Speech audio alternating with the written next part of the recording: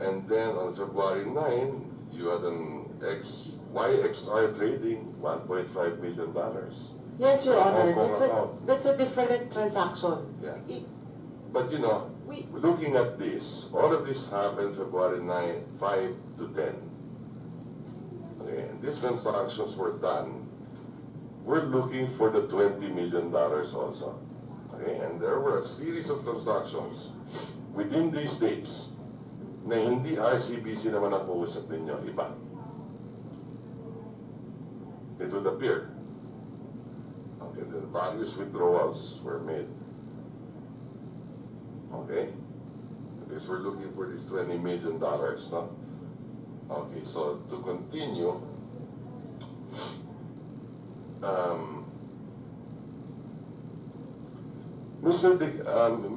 Miss Dequito, ano naman yung relationship ninyo with Wilson Go? Or William Go, I'm sorry. May negosyo pa kayo? Sir, no. Yung sinasabing, ano yun, yung rediscounting. I have no idea on that, Your Honor. You have no idea on that? Okay. Mr. William Go, didn't you testify that you had something to do with rediscounting with Yes, Your Honor. As I said, si Mr. Alan Penalosa kausap ko sa Express Bank. Okay. Siya ang inibigyan ko ng check na for discounting. Okay. Ano naman yung relationship ni Peñalosa kay Dequito sa rediscounting? Hindi ko po alam. Basta kay Mr. Penalosa. So only with Peñalosa? Only with Mr. Peñalosa? I do the discounting with Mr. Penalosa. And then, si Peñalosa and Dequito came from Same bank before. Bank as before, Bank, and they yes. know each other. They know each other. You know each other, Maya. Yes, Your Honor. Do you have business with Mr. Peñalosa? No, Your Honor. You never did rediscounting with him? Never, Your Never Honor. transacted with him? Never, Your Honor. Even if we call him and ask him? I'm sorry? Even if we call him and ask him, he will confirm that you don't have any business transactions? Yes, Your Honor. Okay. Okay.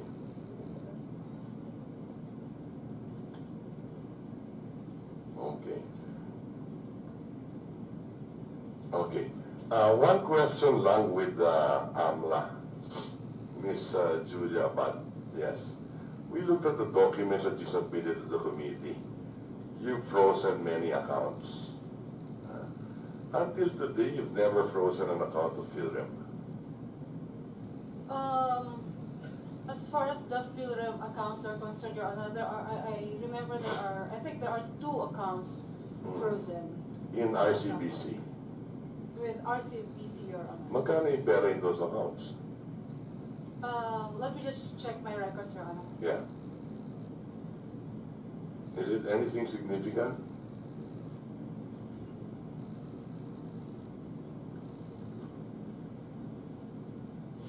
I will be winding up also, Mr. Chairman. Just the last 2 points lang. I don't want to take much time of the committee as well.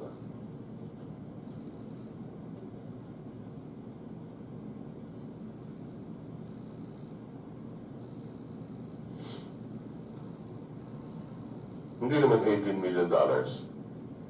Definitely not, Your Honor. $1 million. Let me just check my records. Sige. So all their accounts in RCBC, not, hindi rin. Only 2. If I'm not mistaken, Your Honor, just the accounts that were used in transferring these funds, Your Honor. Okay. So kung zero balance yan, na-transfer na yung funds eh, posible zero balance din.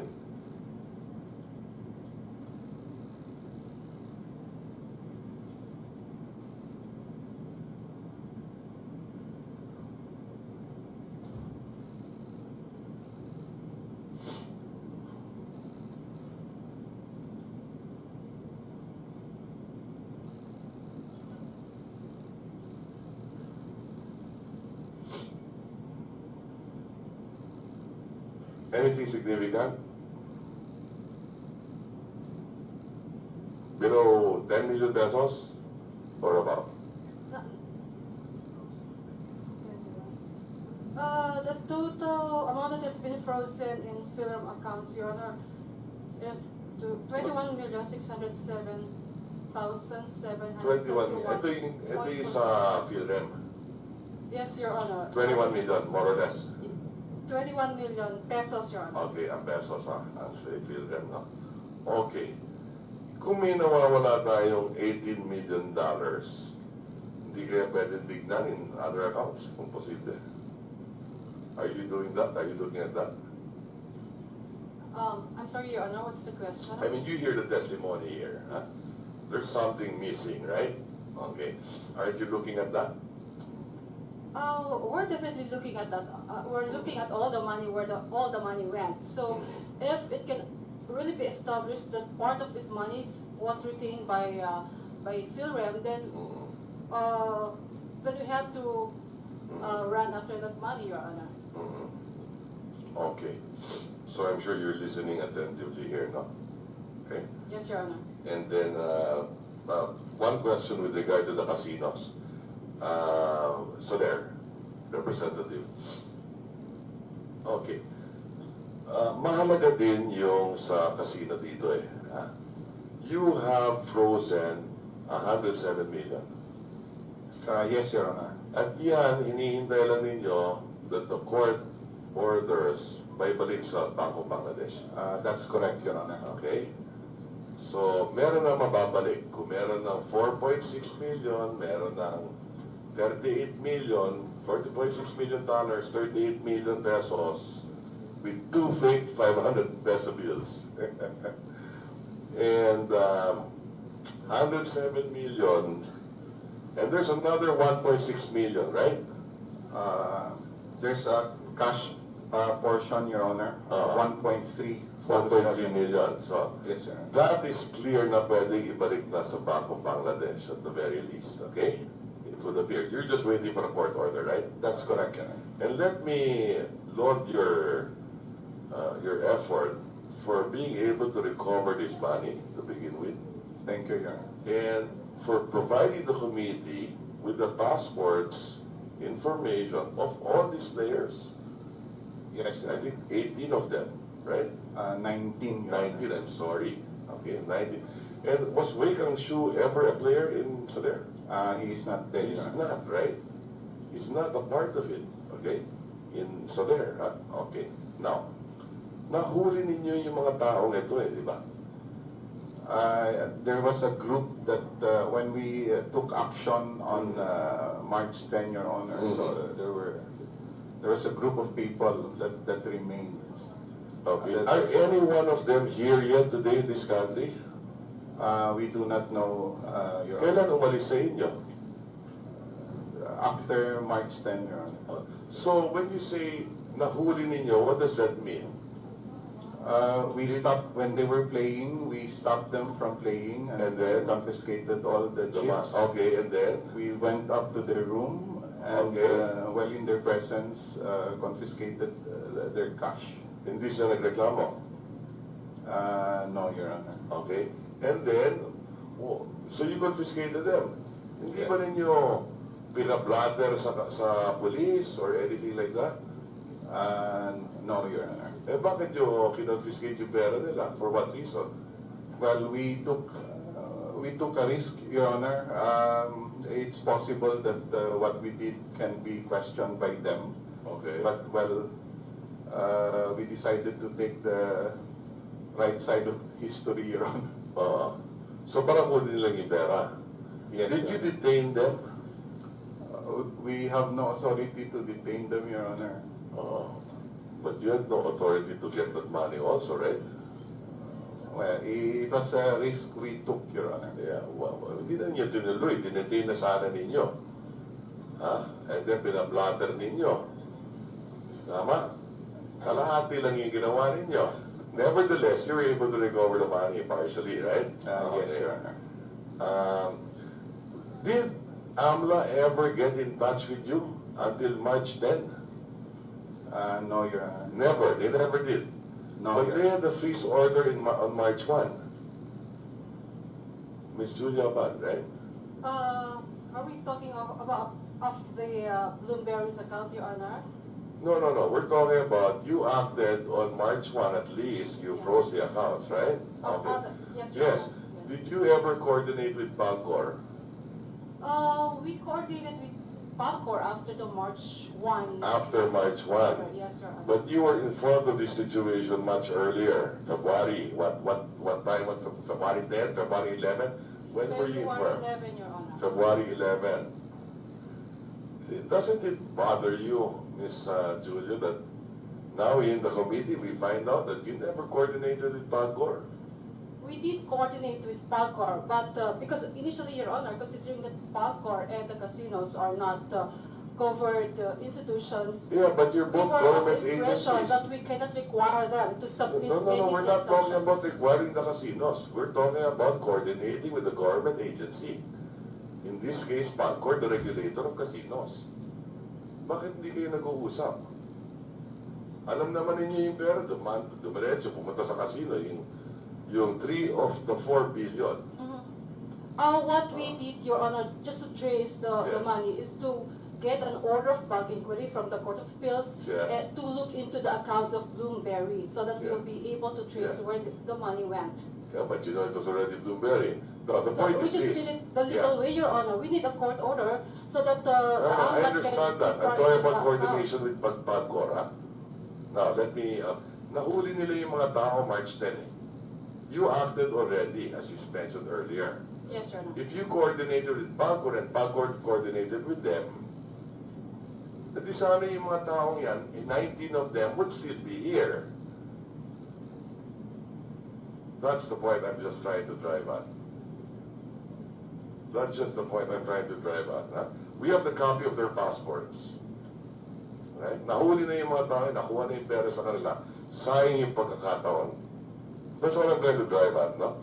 So, Pagcor naman, may representative ba ang Pagcor dito? Yes, Your Honor. Yes, Pagcor, when you found out, how did you find out? AMLA never contacted you. If I recall, the chairman said before, he read it in Inquirer, February 29. Correct, Your Honor. Through the papers. Did you call the attention of the casinos?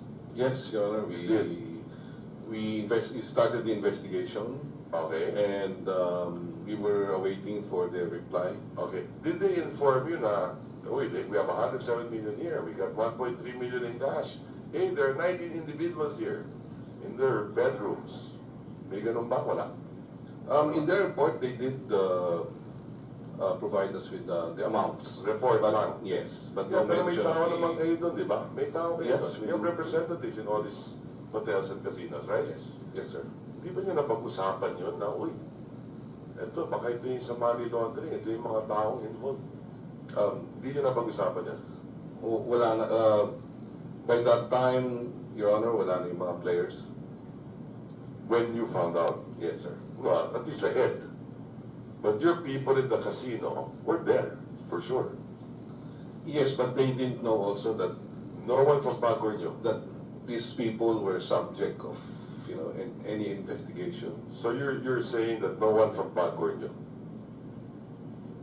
That they were involved in in an investigation? No, we didn't know. Okay. So, The is that players, correct, the Mr. Attorney Tan? Walang coordination with Pagcor when you hinuli ninyo yung mga tao, and then you got the 107 million, so on and so forth? Yes, Your Honor, it was a management action to stop the play and take Pagcor had no idea of what you were doing. We did not inform Okay, PAGCOR thank before we took action. Okay. And then finally, may I ask the PSP, and maybe some representatives of the banking industry here. No? I've read in the papers, no, that of course this is a sensitive issue as far as the banking sector is concerned. First question, what is the relevance of all of this to Filipinos? Because first, I'd like to put on record as well, this is a problem that did not start from us.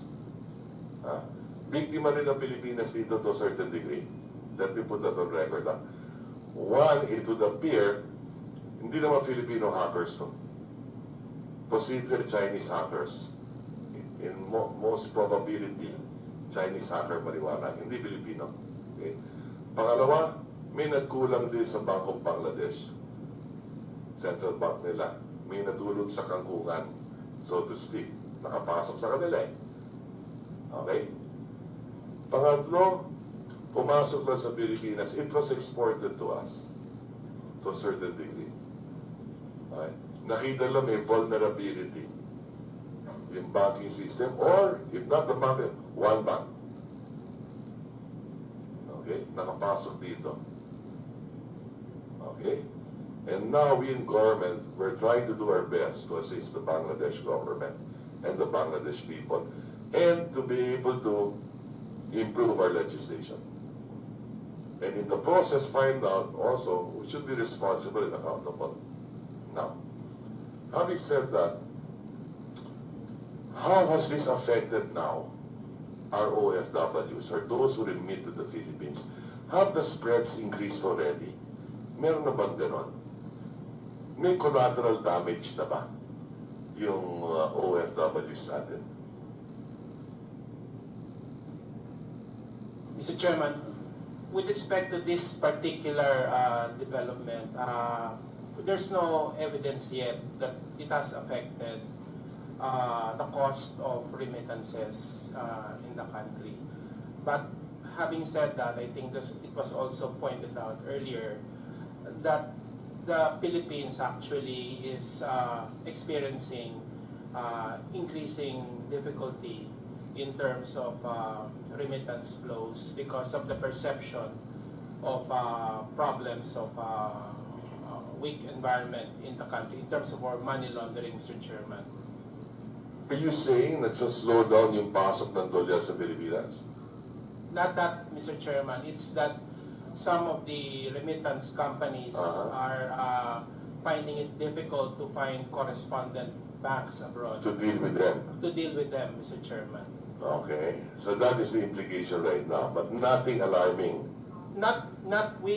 Actually, Mr. Chairman, this development, we are yet unable to connect this to that situation. What I'm saying is that situation was already Evident before. being felt, and a situation like this can conceivably make that even harder, Mr. Chairman.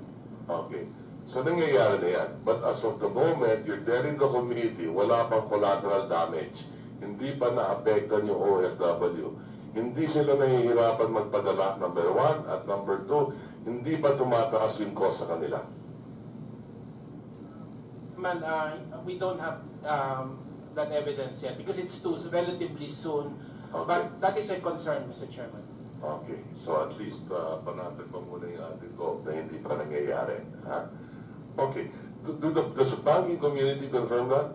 That maybe I can ask one bank. The cost of that come up? Maybe PNB? Yes, please. Good afternoon, Your Honor. Sir, PNB offers the lowest. So hindi pa kayo nagtataas? Sir, hindi po. So ang galing ng marketing nyo, kayo pinakamura. That's what you say, you offer the lowest. Sir, PNB has an international brand. Yes. We have worldwide offices, and most of our foreign branches really cater for remittances. Yeah, so pinakamura kayo. Pinakamuro. Hindi pa tumataas ang presyo? Hindi po, sir. Okay, very good. Any other bank here? RCBC. Has cost come up? We haven't seen any Wala evidence pa. because of this. So I'll take it from the two of you that there's no collateral damage yet as far as Filipinos are concerned. Mr. Chairman, at this juncture, I'd like to relinquish my time, and maybe later on, I'd like to give opportunity to all the other members first.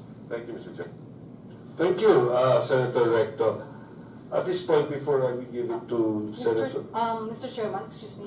Yes, Ms. Abad. May I just correct my earlier answer when I was asked by Senator Recto as to how much money has been frozen in PhilRem's accounts. Go ahead. I was just given notes that the actual amount that was frozen in PhilRem's account is just around 29,302 pesos and not the 21 million. Yun ang tatanungin ko. 29,000? Yes. Not 21. I did not follow up the question because, it sounded kasi medyo malaki naman, 20 million. Pero kung 29,000 pesos, ang pinag-uusapan natin dito, 17-18 million dollars, ha? I mean, nakakapagtaka naman. Baka mas malaki yung kay Digito, mas malaki yung kay Gimong, yung mga frinisin niyo. Bakit? You know, central player din ang PhilRem dito, ha? Lahat ng pera dumaan sa kanya. Ha? If you froze the account of William Go, na lahat dumaan doon, and he claims it's not his account, probably other guy, I don't know how it did, no? Kim Wong sa dulo, yung gitna, parang wala di ba? Something like that. It's a concern that I think all the members of the committee are looking at. I'm not saying you should freeze their account, because it's obvious. I'm just saying that be attentive here, and I'm sure you are. Someone has $17–18 million. I mean, if it's not Ms. Bautista, and she's claiming that they gave it already to Mr. Shure and Mr. Wong, then Mr. Wong has the $18 million, right? But he's saying it's not true. Okay? So, thank you very much, Mr. Chairman. Thank you. All right. Thank you. At this point, let's give Maya Digito Santos. Ma'am, you want to make a statement so that we'll give you time. Okay, please proceed. The Honorable Chairman and members of the Blue Ribbon Committee, good afternoon. First, I wish to apologize for not being here during the hearing of March 29, 2016. I had wanted to participate in every hearing, not only to err on my side, but more importantly, to help this committee in my own humble way to get to the truth of the matter regarding the money of the Bangladeshi people. My health, however, has taken a turn for the worse the past 2 weeks due to the emotional and mental stresses started since February 9, and which have continued non-stop until now.